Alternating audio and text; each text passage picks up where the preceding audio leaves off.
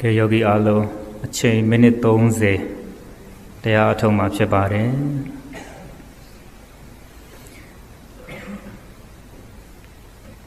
အမျိုးသားယောဂီများကတင်မြင်ခွေထိုင်ပါအမျိုးသမီးယောဂီများလည်းတင်မြင်ခွေထိုင်လို့ကထိုင်နိုင်ပါတယ်ကြုံကြုံလေးထိုင်လို့ကထိုင်နိုင်ပါတယ်ခန္ဓာကိုယ်အရိယာပုဂ္ဂိုလ်စိတ်တိုင်းကြပြင်လိုက်ပါတင်မြေခွေထိုင်တဲ့အရိယာပုဂ္ဂိုလ်ဘယ်ဘက်ခြေထောက်ကိုအတွင်းကထားညာဘက်ခြေထောက်ကိုအပြင်ကထားမိမိထိုင်တဲ့အရိယာပုဂ္ဂိုလ်အဆင်ပြေသွားပြီဆိုရင်ခါလေးကိုပုံမှန်ထားပါတရားထိုင်ပါပြီဆိုမှခါကြီးဆွဲမဆန့်လိုက်ပါနဲ့ခါလေးကိုပုံမှန်လေးပဲထားခေါင်းရှည်မငုပ်စေနဲ့ခေါင်းရှည်ငုပ်ရင်ငိုက်တတ်ပါတယ်ခေါင်းနောက်မလန်စေနဲ့ခေါင်းနောက်လန်ရင်လည်းကိုယ်ခန္ဓာကိုမနိုင်ပဲလဲကျတတ်ပါတယ်မျက်စိကိုစင်ငယ်များမိတ်ပါယောဂီတို့ရဲ့မျက်ဝန်းထဲမှာအယောင်အဆင့်အလင်းတွေမဝင်နိုင်အောင်လို့မျက်စိကိုသူ့တဘာဝတိုင်းမှိတ်ထားလိုက်ပါတင်မြင်ခွေထိုင်ပါဘယ်ဘက်လက်ပေါ်ညာဘက်လက်ကလေးတင်ပါခါကလေးကပုံမှန်ထားပါခေါင်းရှည်မငုပ်စေနဲ့ခေါင်းနောက်မလန်စေနဲ့မျက်စိကိုစင်ငယ်များမှိတ်ထားပါမိမိရဲ့ခန္ဓာကိုယ်အရိယာပုစိတ်တိုင်းကြပြီဆိုရင်နာသီဝကိုတတိကပ်ပါဝင်လေထွက်လေမြင်အောင်ကြည့်ပါအာယုံတစ်ပါးစိတ်မသွားစေနဲ့နာသီဝကိုတတိကပ်တဲ့စာလို့ပြောတော့တမာတတိမကင်ဝင်လေထွက်လေမြင်အောင်ကြည့်စာလို့ပြောတော့တမာဝါယမမကင်အာယုံတစ်ပါးစိတ်မသွားစေနဲ့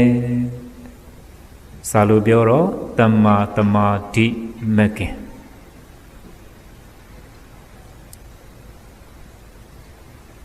တတိထားဝိရိယစိုက်ပြီးတော့နာသီဝလေးလေးတို့ထိဝင်ရင်ဝင်သွားတယ်နာသီဝလေးလေးတို့ထိထွက်ရင်ထွက်သွားတယ်ဒီသဘောလေးကိုပဲသိပေးနေပါဝင်လေဝင်တိုင်းသိပေးလိုက်ပါထွက်လေထွက်တိုင်းသိပေးလိုက်ပါတခြားဘာမှမကြည့်ပါနဲ့ယောဂီတို့အသက်ရှင်နေသည်၍ဘဝခန္ဓာကြီးယက်တည်နေသည်ဝင်လေဆိုတာရှိနေပါတယ်ထွက်လေဆိုတာရှိနေပါတယ်ဝင်လေဆိုတာဖြစ်နေပါတယ်ထွက်လေဆိုတာဖြစ်နေပါတယ်အဲ့ဒီငကိုရှိပြီးသားဝင်လေထွက်လေလေးငကိုဖြစ်နေတဲ့ဝင်လေထွက်လေလေးကိုတတိနဲ့စောင့်ကြည့်ပေးပါနောက်သူကလေးလေးတို့ထိဝင်ရင်ဝင်သွားတဲ့သဘောနောက်သူကလေးလေးတို့ထိထွက်ရင်ထွက်သွားတဲ့သဘောတေချာကြည့်ပါမြင်အောင်ကြည့်ပါဂယုစိုက်ကြည့်ပါစူးစိုက်ကြည့်ပါစူးစိုက်ကြည့်တာတမထ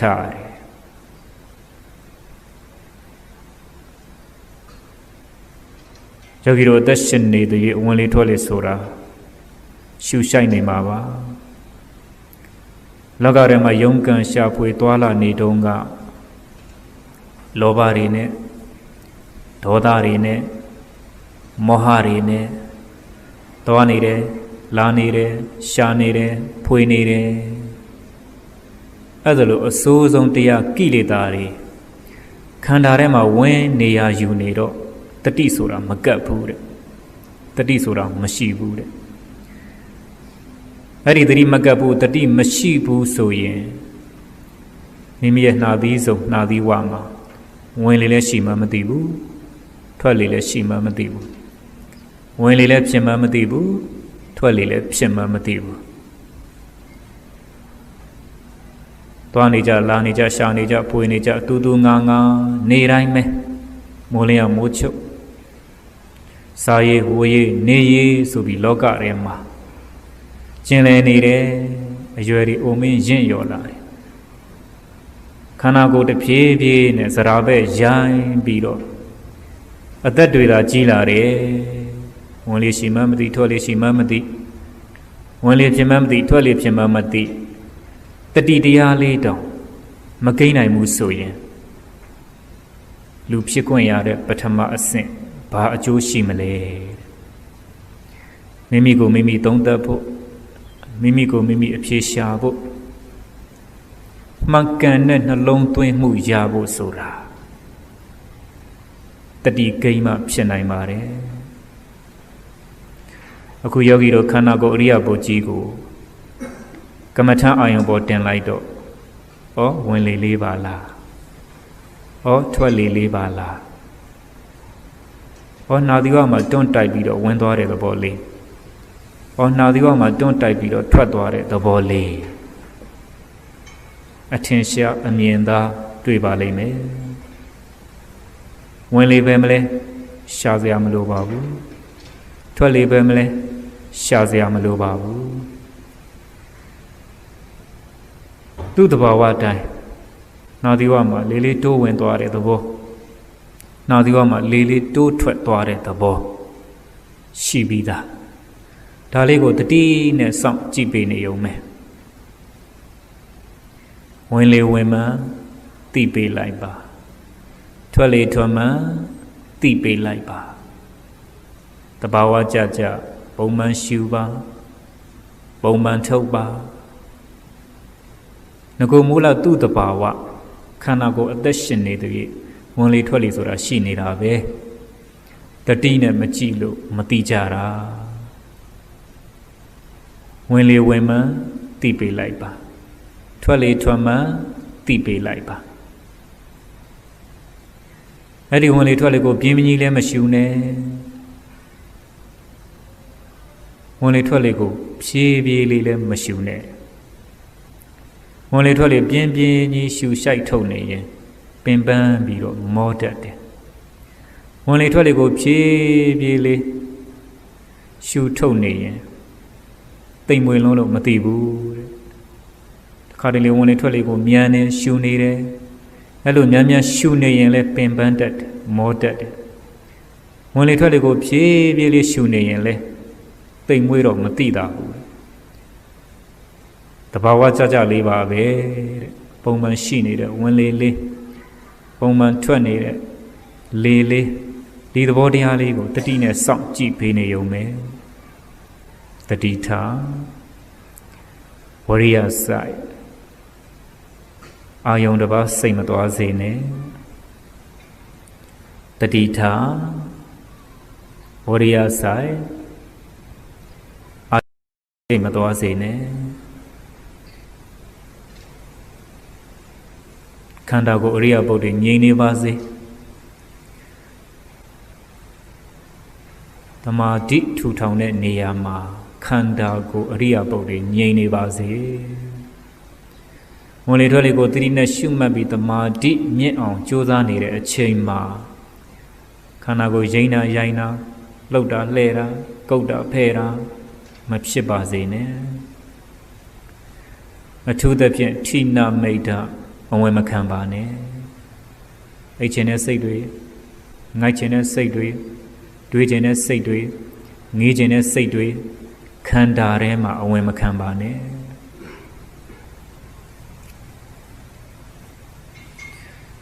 ယောဂီတို့ရဲ့ခန္ဓာကြီးကငကိုကနေကမှရောက်ရက်ခတ်နေတာငြိမ်သက်မှုမရှိလှုပ်ရှားနေတယ်ဒီကြည်မှုမရှိခန္ဓာကိုယ်ကပွားပေါက်နေတယ်အဲ့တော့မိမိရဲ့ခန္ဓာကိုယ်ရိယပုဂ္ဂိုလ်တည်တည်ငြိမ်ငြိမ်နဲ့ဝင်လေထွက်လေလေးကိုတတိကရှုမှတ်နေရင်လေးလေးဝင်ရင်ဝင်သွားတဲ့သဘောလေးလေးထွက်ရင်ထွက်သွားတဲ့သဘောသေချာမြင်လာပါလိမ့်မယ်တတိထားပြီးတော့ကြည်ပေးပါတတိအဆက်မပြတ်ပါစေနဲ့တတိလေးတစ်ချက်လွတ်သွားလိုက်တာနဲ့ခန္ဓာကိုယ်ကရိမ်ကနေလှုပ်ကနေလှဲ့ကနေ တတိလေးတစ်ချက်လွတ်သွားလိုက်ပြီဆိုရင်စိတ်ကဟိုပြေးဒီပြေးဟိုရောက်ဒီရောက်အဲ့ဒီတတိလေးတစ်ချက်လွတ်သွားလိုက်တဲ့ခန္ဓာကိုယ်ကငိုက်ကနေစိုက်ကနေဟောတတိဟာသိအရေးကြီးပါတယ်တတိပဋ္ဌာန်တဲ့တတိရှေ့ရှုပြီးပြဋ္ဌာန်းတဲ့အလုပ်တဲ့တတိရှေ့ရှုပြီးပြဋ္ဌာန်းတဲ့အလုပ်ကိုလုပ်နေစဉ်မှာခန္ဓာကိုယ်ကိုတတိနဲ့ကောင်းမွန်စွာမထိမ့်သိမ်းနိုင်ရင်ဝင်လေရှိမှန်းထွက်လေရှိမှန်းဝင်လေဖြစ်မှန်းထွက်လေဖြစ်မှန်းဘယ်သိတော့မလဲဒီတတိလက်လွတ်မှာတော့အဝိဇ္ဇာကလည်းဦးစီးပြီပေါ့ခန္ဓာကိုယ်ကိုမောဟပိုက်ကုံကြီးနဲ့အုပ်မိသွားပြီဆိုရင်တတိဟာနေရာဖယ်ပေးရတယ်အဲ့ဒီတတိယခန္ဓာတွေကနေအပြင်ထွက်သွားပြီမောဟပိုက်ကုံကြီးကခန္ဓာကိုယ်ကိုလွှမ်းခြုံထားပြီဆိုရင်တွေးခြင်းအောင်တွေးငေးခြင်းအောင်ငေးဆွေးခြင်းအောင်ဆွေးစိတ်ထွက်ပေါက်တွေဘွားပေါက်သွားတာပဲတဲ့တတိထားပါတတိမလွတ်ပါစေနဲ့အာယုံတစ်ပါးစိတ်မသွားစေနဲ့ခန္ဓာအပြင်ဘက်စိတ်မထွက်စေနဲ့တတိထားပြီးတော့ကြည်ပေးပါတတိတလုံးလက်ကင်သုံးအစုံနိဗ္ဗာန်ရတယ်တတိပဋ္ဌာန်နဲ့ရှေးဥစွာတတိဥစည်းပြီးတော့ခန္ဓာကိုယ်ကိုထိမ့်သိမ်းတည်ကြည်ငြိမ်သက်မှုနဲ့နာသီဝမှာရှိနေတဲ့ဖြစ်နေတဲ့ဝင်လေထွက်လေရဲ့သဘောကိုတေချာဂယုစိုက်စုစိုက်ပြီးကြည်နေရင်အရိယာပုဂ္ဂိုလ်ဟာငြိမ်နေတာပဲတတိရဲ့စွန့်အင်ဘယ်လောက်ကြည်မားသလဲတတိရဲ့တတိဘယ်လောက်မြင့်တက်လာသလဲဆိုအရိယာပုဂ္ဂိုလ်ကတည်တည်ငြိမ်ငြိမ်နဲ့ဘယ်ကိုမှအာယုန်တွေမပြန့်လွင့်တော့ဘူးထွက်ပေါက်အာယုန်တွေကိုတတိနဲ့ထိမ့်သိမ်းပိတ်လိုက်ပြီးတော့ဟိုဝင်လေလေးပါလားထွက်လေလေးပါလားနာသီဝမှာတွန်းတိုက်ပြီးတော့ဝင်သွားပါလားနာသီဝမှာတွန်းတိုက်ပြီးတော့ထွက်သွားပါလားဩတို့ဝင်လေထွက်လေတစုံရှိနေလို့မသေးသေးတာကို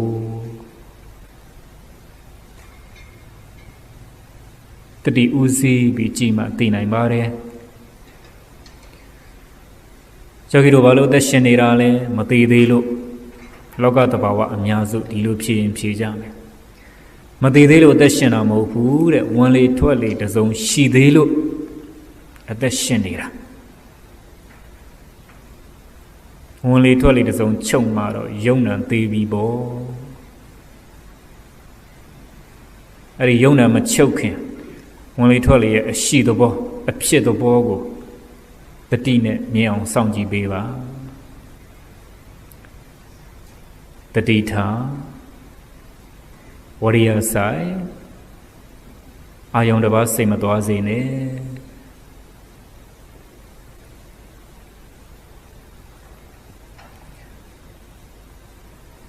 ယောဂီတို့ဝင်လေထွက်လေကိုတတိနဲ့ရှုမှတ်ပြီးသမာဓိထူထောင်လာတာအချိန်15မိနစ်ရှိသွားပါပြီ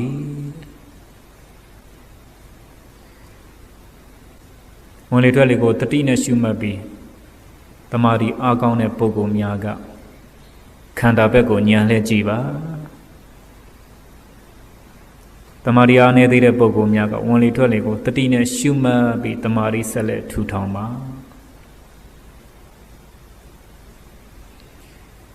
မိမိရဲ့တတိစွန့်အင်ဘယ်လောက်ကြီးလာသလဲမိမိရဲ့တတိစွန့်အင်ဘယ်လောက်မြင့်လာသလဲဆိုတာကိုအားထုတ်နေတဲ့သမထကိုမေးကြည့်အဖြေဆိုတာချက်ချင်းထွက်လာပါတယ်ဒီငြိမ်တဲ့အရိယာဘုံလေးရပြီဝင်လေထွက်လေကိုလည်းတတိနဲ့ဆွဲမြဲစွာရှုနိုင်ပြီ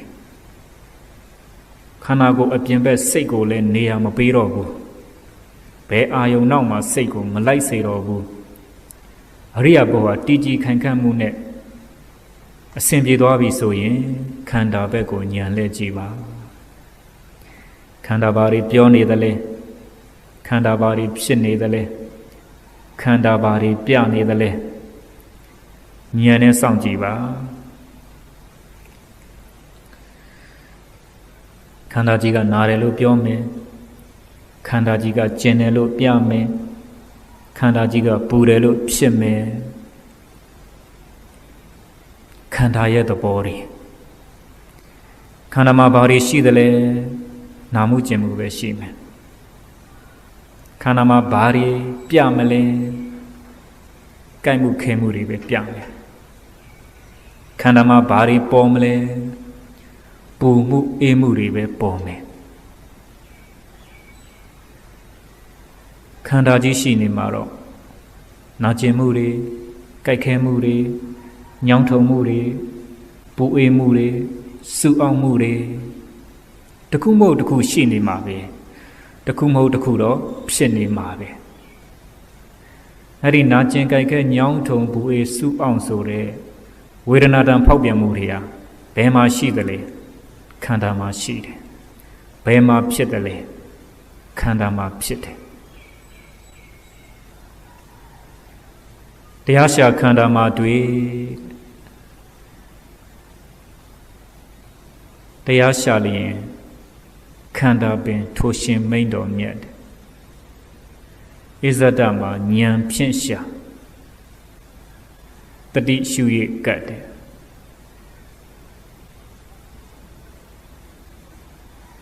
ဖြစ်နေတဲ့သဘောတွေဘယ်မှာရှိလဲခန္ဓာမှာရှိတယ်ပြတ်နေတဲ့သဘောတွေဘယ်မှာရှိလဲခန္ဓာမှာရှိတယ်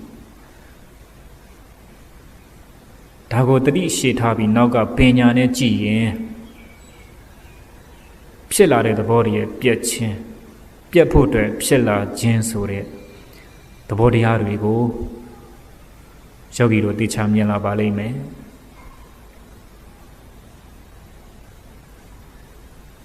ကျင်တာကိုမကျင်တဲ့လို့ပြောလို့မရနာတာကိုမနာနဲ့လို့ပြောလို့မရပူတာကိုမပူနဲ့လို့ပြောလို့မရစူတာကိုမစူနဲ့လို့ပြောလို့မရပြောလို့မရဆိုတာအနတ္တကိုပြောတာငါမပိုင်ဘူးတဲ့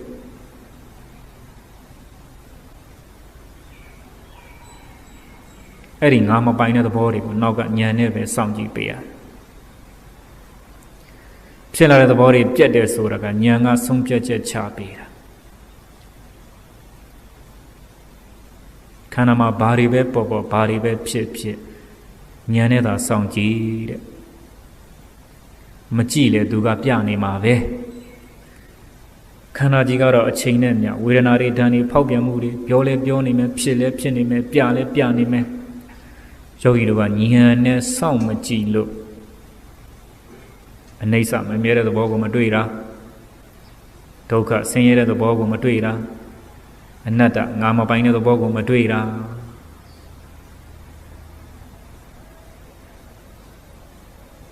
ပြတ်တတ်တဲ့လက္ခဏာတွေကိုနောက်ကဉာဏ်နဲ့ထဲဝင်ကြည့်နိုင်မှအတုံးမကြတဲ့ခန္ဓာကြီးပါလားဆက်ဆုပ်เสียခန္ဓာကြီးပါလားသိရင်စွန့်ပြရမယ်ခန္ဓာကြီးပါလားမြေကြီးတဲ့ရောက်မဲ့ခန္ဓာကြီးပါလားထင်းဆွေးထင်းပုတ်နဲ့တူတဲ့ခန္ဓာကြီးပါလားတကွက်မှာနှစ်သက်เสียမရှိတဲ့ခန္ဓာကြီးပါလားဆိုပြီးတော့သေးချာခန္ဓာကိုယ်ကြီးကိုယွန်လာမှာမုန်းလာမှာ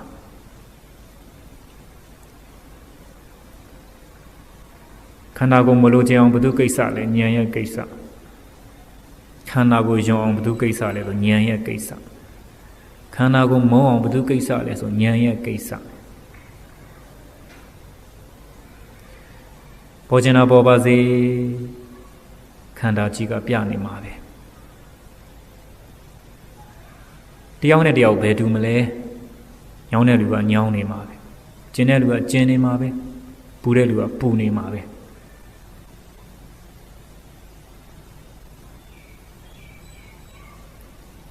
အချိန်ကဘာမှမကြာပါဘူးတတိထဝိရိယစိုက်ပြီးတော့နောက်ကပညာနဲ့စောင့်ကြည့်လိုက်ရင်ပေါ်ပြီးရင်ပြောင်းနေတာပဲဖြစ်ပြီးရင်ပြက်နေတာပဲဘယ်မှမကြည့်နဲ့ဘယ်မှမရှာနဲ့စောင့်တာကြည့်ခန္ဓာကြီးကတော့ပြနေတာပဲတေချာတာကြည့် ခန္ဓာအပြင်ဘက်သာဉာဏ်မထွက်စေနဲ့တဲ့ခန္ဓာနဲ့ဉာဏ်နဲ့ကပ်နေပါစေတဲ့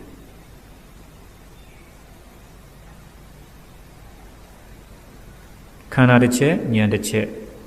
ခန္ဓာတစ်ချက်ဉာဏ်တစ်ချက်ကပ်နေပြီဆိုရင်ဩငါသဘောမရှိပါလားဒါခန္ဓာရဲ့သဘောတွေပဲဩငါသဘောမရှိပါလားဩခန္ဓာကြီးကဖြစ်လဲဖြစ်တယ်ပြက်လဲပြက်တယ်ခန္ဓာမှာဉာဏ်နဲ့သေချာနှိုက်ကြည့်လိုက်တော့ဖြစ်ချင်းပြက်ချင်းပဲရှိပါလားလူချင်းစရာဘာမှမရှိတဲ့ခန္ဓာကြီးပဲခန္ဓာရဲ့သဘောတွေကောင်းကောင်းသိလာပြီဆိုရင်ဉာဏ်ကိုပိုးပြီးတော့အာကိုတက်လာတယ်အခုယောဂီတို့ခန္ဓာရဲ့သဘောကိုကောင်းကောင်းမသိလို့ဉာဏ်ကိုအဆုံးစုံတည်အာမကိုနိုင်သေးတာနေ့စဉ်သွားနေရတယ်လာနေရတယ်ရှာနေရတယ်ဖွေနေရတယ်တစ်ရက်လည်းမပြီးနှစ်ရက်လည်းမပြီးတစ်နှစ်လည်းမပြီးတစ်သက်လုံးလည်းမပြီးအဲ့ဒါလိုဉာဏ်ဝင်တာကတန်ဝေကအခုခန္ဓာကိုယ်အရိယာပုဂ္ဂိုလ်ကိုကမ္မထအာယုံပေါ်တင်လိုက်တော့နာမယ်ကျင်မယ်ပူမယ်စူးမယ်အောက်မယ်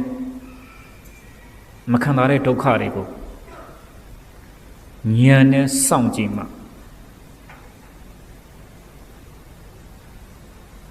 လောကတွေကဖြစ်ခဲ့တဲ့တန်ဝေကနဲ့ဝိပဿနာဉာဏ်ရှုနေတဲ့ဉာဏ်နဲ့ပေါင်းလိုက်မှဩလောကထဲမှာနေ့စဉ်သွားလာရှာဖွေနေရတာလဲဖြစ်ပြီးပြက်နေပါလားတရက်ကုန်သွားနောက်တရက်တစ်နှစ်ကုန်သွားနောက်တစ်နှစ်ဟိုနောက်ဆုံးခန္ဓာရဲ့အနိစ္စသိဆုံးခြင်းတောင်ရောက်ပါလားအခုကြည်စံခန္ဓာကိုယ်ရိယပုကြီးကိုကမ္မထအောင်ပေါ်တင်းပြီးတော့ဉာဏ်နဲ့ကြည့်လိုက်တော့နားတဲ့သဘောလေးဉာဏ်နဲ့ကြည့်လိုက်တယ်မရှိတော့ဘူးကျင်တဲ့သဘောလေးဉာဏ်နဲ့ကြည့်လိုက်တယ်မရှိတော့ဘူးမရှိတော့ဘူးဆိုတာသေးသေးသွားတာနားတဲ့သဘောလေးဉာဏ်နဲ့ကြည့်လိုက်တော့ပြက်ခန္ဓာတစ်ချက်သေးသွားပြီကျင်တဲ့သဘောလေးဉာဏ်နဲ့ကြည့်လိုက်တော့ပြက်မရှိတော့ဘူးဆိုတာခန္ဓာအစားထိုးအသေးတွေကိုဉာဏ်နဲ့မြင်နေတာ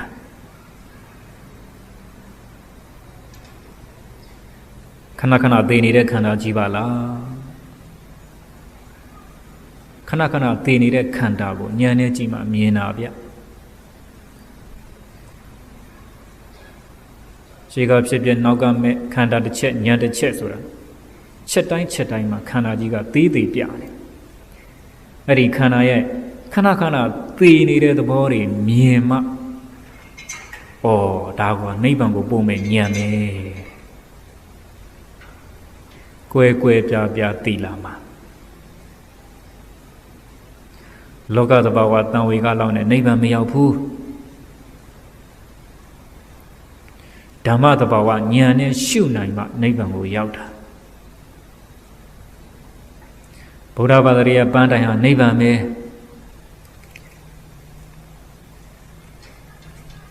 အဲ့ဒီနိဗ္ဗာန်ကိုရောက်ဖို့အတွက်ယောဂီတို့တတိပဋ္ဌာန်ဘာဝနာစခန်းကိုတက်လှမ်းနေတာကြားနေရတယ်သစ္စာတရားသံနေတတန်တရားနဲ့တဏှာကြားရခဲ့တဲ့သစ္စာတရားတွေအာထုတ်ခွင့်ရတဲ့တတိပဋ္ဌာန်ဝိပဿနာတဘဝနဲ့တခန္ဓာအာထုတ်ခွင့်ရတဲ့ဝိပဿနာဒီကျင့်စဉ်တွေကျင့်ခွင့်ရတော့မှအခုအာထုတ်ခွင့်ရတဲ့အချိန်လေးဘာမှမကြာဘူးအခွင့်အရေးလေးဘာမှမကြာပါဘူးအခုရရှိနေတဲ့အခွင့်အရေးလေးအချိန်လေးကိုကောင်းကောင်းအသုံးချအချင်းနဲ့စိတ်ငိုက်ချင်းနဲ့စိတ်ဝင်မလာစေနဲ့အခွင့်အရေးဆိုတာနှစ်ခါပြန်မရဘူးတဲ့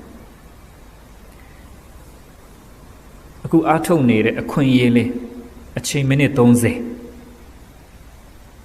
ဘယ်နှချက်မိတယ်လဲအနိစ္စကိုဘယ်နှချက်တွေ့တယ်ဘယ်နှချက်လွတ်သွားတယ်လဲအနိစ္စပေါင်းလွတ်သွားပြန်ပြီဟိုဒီကောင်မလွတ်စေရဘူးဉာဏ်ကိုအားကိုးပြီးတော့ပေါ်ပါစေဒီခန္ဓာကြီးကဖြစ်ပါစေဒီခန္ဓာကြီးက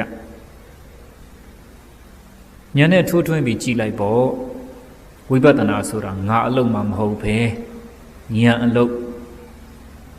ငါနာတာငါကျင်တာငါပူတာငါစူးတာငါအောင့်တာမရှိဘူးခန္ဓာဘာပဲပြောပြောညာနဲ့စောင့်ကြည့်ဝိပဿနာဆိုတာညာစခန်းညာအလုံးလုပ်တဲ့နေရာမှာငါတွေကုန်ဖယ်ထုတ်တာဘယ်မလဲငါနာရတဲ့ရှာကြည့်မရှိဘူးဘယ်မလဲသူကျင်တဲ့ရှာကြည့်မရှိဘူးပူတယ်စူးတဲ့ထဲမှာယောက်ျားမိန်းမပါသလားမရှိဘူးငါကိုဖယ်ထုတ်ပြီးတော့ဉာဏ်အလုပ်လုပ်ရတာ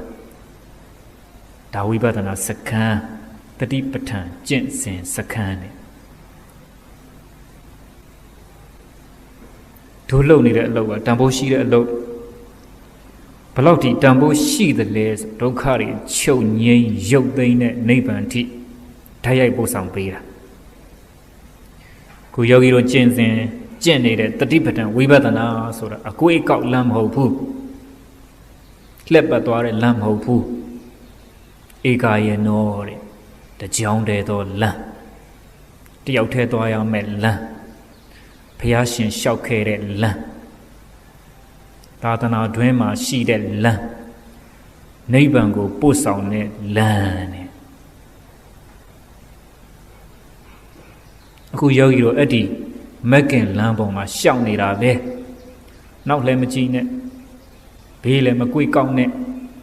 တဖြောင်နဲ့သွားရမယ်လမ်းနဲ့တယောက်တည်းသွားရမယ်လမ်းနဲ့ဘုရားရှင်လျှောက်ခဲ့တဲ့လမ်းနဲ့သာသနာတွင်မှာရှိတဲ့လမ်းနိဗ္ဗာန်ကိုပို့ဆောင်မယ်လမ်းတေချာလျှောက်ပါခန္ဓာကိုယ်ရင်ရင်နာတွေမဖြစ်စေနဲ့အိတ်ချင်တဲ့စိတ်ငိုက်ချင်တဲ့စိတ်တွေဝင်မခံပါနဲ့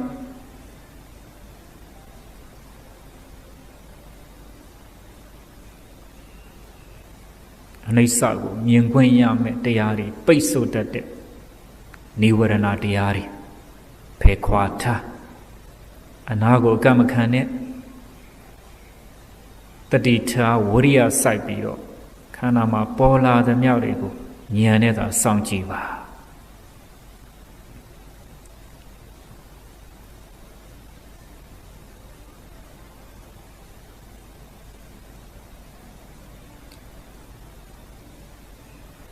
တတိထားဝရိယစိုက်ဉာဏ်နဲ့စောင့်ကြည့်တော့ဒီခန္ဓာကိုယ်ကြီးကိုငါတို့ကအသုံးချတယ်လို့ထင်ခဲ့တာအမြဲတမ်းကြမ်းမှတန်ဆွမ်းနေမယ်လို့ထင်ခဲ့တာတရိပ်ရိပ်နဲ့အိုနေတဲ့ခန္ဓာကြီးပါလားတဆစ်စစ်နဲ့နာနေတဲ့ခန္ဓာကြီးပါလားခုယောဂီတို့လက်တွေ့တတိပဋ္ဌာန်ဝိပဿနာကျင့်နေတုံးတောင်ခန္ဓာကိုယ်ကတရိပ်ရိပ်နဲ့ဇရာကဝါမျိုးနေတာတဆစ်စစ်နဲ့ဗျာတိနာကျင်မှုတွေကလည်းနှိပ်စက်နေတာစပင်းနဲ့ပြူသွားတွေကြောအသက်တွေကြီးမှအိုတယ်လို့မထင်နဲ့ရိတ်ကနေခန္ဓာကိုယ်ကအိုးနေတာဇရာရဲ့ဖြိုချမှုလေအခုလက်တွေ့ပဲဝိပဿနာထိုင်နေစဉ်ကိုနားနေတယ်ကျင့်နေတယ်ပူနေတယ်စူးနေတယ်ပေါင်နေတယ်ဒါဗျာတိရဲ့နှိပ်စက်မှုပဲမဟုတ်စရောကြီးပြောသလိုအိုရာကနေတေရာမရောက်ခင်ဝိပဿနာမက်ခင်အလုပ်ကိုမြန်လုပ်ကြတယ်အမတန်တန်ဖိုးကြီးတဲ့စကားပါဘုယောဂီတို့လက်တွေ့ကြိုးစားထုတ်ခွင့်ရနေတယ်တတိပဋ္ဌာန်ကျင့်စဉ်ဝိပဿနာဘာဝနာစခန်းအမြင့်ဆုံးလုပ်ပဲအမြတ်ဆုံးလုပ်ပဲဖရာတာရုခေါ်တဲ့အလုပ်ပဲဒီထက်မြင့်တဲ့လုပ်ဒီထက်မြတ်တဲ့လုပ်တော့မရှိတော့ဘူးဗျဝိပဿနာဆိုတာသာသနာတွင်မှာပေါ်တဲ့တရားအမြင့်ဆုံးတရားပဲတတိထားပါတတိမလွတ်ပါစေနဲ့ချိန်နဲ့ငယ်တွင်မှာတရားချပါမယ်တရားချတဲ့ခါမှာတရားချခြင်းနဲ့စိတ်ကလေးကနန္တရားတရားချဖို့ပြင်လိုက်မှာကရုပ်တရားရုပ်တရားကလည်းဖြစ်ပြီးတော့ပြက် နန္တရားကလည်းဖြစ်ပြီးတော့ပြက်ဉာဏ်နဲ့ဆင်ခြင်ကြည့်ပါယုံနာတစ်စုံဟာဖြစ်ပြီးတော့ပြက်နေပါလားလို့ဉာဏ်တစ်ခုနဲ့ဆင်ခြင်ပြီးယောဂီအားလုံးအချိန်စေပြီးမို့တရားချလို့ရပါပြီတရားချတဲ့အခါမှာခန္ဓာကိုယ်အရိယာပုဂ္ဂိုလ်ဖြည်းဖြည်းလေးလှုပ်ပါဖြည်းဖြည်းလေးဖြုတ်ပါတရားဆိုတာနူးညံ့နေတရားဆိုတာတိမ်မွေ့တယ်ယောဂီအားလုံးအချိန်စေပြီးမို့တရားချလို့ရပါပြီ